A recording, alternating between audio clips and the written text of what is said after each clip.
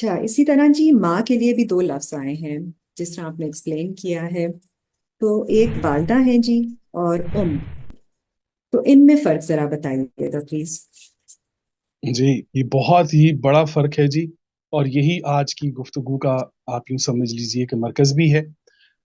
वालिदा का लफ्ज जहां पर आएगा, वालिदा का लफ्ज, तो ये भी माँ के लिए इस्तेमाल हुआ है, और का लफ्ज भी जो इस्तेमाल हुआ है, ये भी कुरान करीम में माँ के लिए इस्तेमाल हुआ है।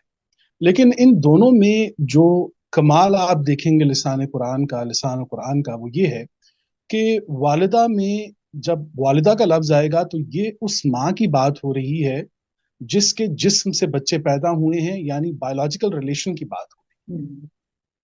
वहां पर लफ्ज आएगा वालिदा, वालिदा। और जहां पर वालिदा के बाद एक माँ जो है वो बायोलॉजिकल रिलेशन में भी है अपनी औलाद के साथ, और उसके साथ साथ वो आइडियोलॉजिकल रिलेशन में भी है। तो जब वो आइडियोलॉजिकल रिलेशन में भी होती है और बायोलॉजिकल रिलेशन में भी होती है, तो उसे कुरान करीम कहता है। तो माँ का ताल्लुक जब जब अपनी औलाद के साथ रूहानी या नजरियाती होता है, तो कुरान करीम जो है वहां पर का लफ्ज लेकर आता है। तो ये इन दोनों के दरमियान एक बुनियादी फर्क है, इन दोनों अल्फाज में कुरान करीम ये फर्क करता है। ये याद रखिए कि हर जो है वो वालिदा तो हो सकती है, लेकिन हर वालिदा नहीं है। अच्छा, और जो हम हदीस बहुत पॉपुलर हम सुनते हैं कि जन्नत माँ के कदमों के तले है, उसके बारे में फिर आप जरा बताइएगा कुछ, कि इसका क्या, जी, इससे क्या आप इसमें भी समझते हैं। आप ये देख लीजिए कि हदीस मुबारक में आता है कि आप सल्लल्लाहु अलैहि वसल्लम ने फरमाया है कि अल जन्नत तहत अक़दामिल उम्महात।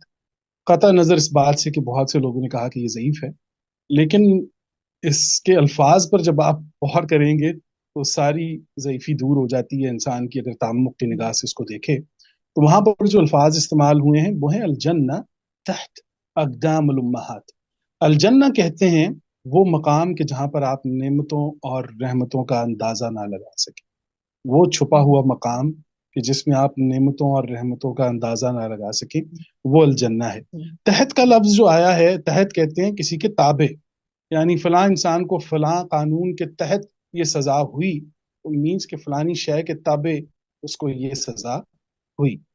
तो अलजन्ना तहत अकदाम उम्महात। अब अकदाम में उन्होंने कहा कि ये अकदाम में और इकदाम में, यानी जेर और जबर के फर्क से, ये दोनों अल्फाज जो हैं उन्होंने कहा कि ये कदम है। अकदाम अल उम्महात, और मैंने पहले अर्ज कर किया कि वो आइडियोलॉजिकल मदर के लिए आता है। तो बेसिकली हमें जो बताया गया वो ये कि जन्नत माँ के कदमों तले है।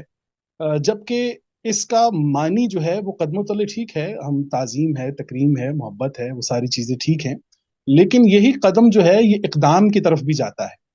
अब लफ्ज जो है वो अकदाम हो या इकदाम हम्म। हो, दोनों के अंदर आपको पेशकदमी मिलेगी, पेशरफ्ती मिलेगी।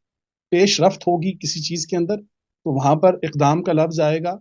और अगर अकदाम का लफ्ज भी आए कदमों का, तो उसमें भी पेशकदमी होती है। तो दोनों सूरतों में जब आप इस चीज को देखेंगे तो बेसिकली बात यह है कि जन्नत जो है वो माँ के इकदामात के ताबे है।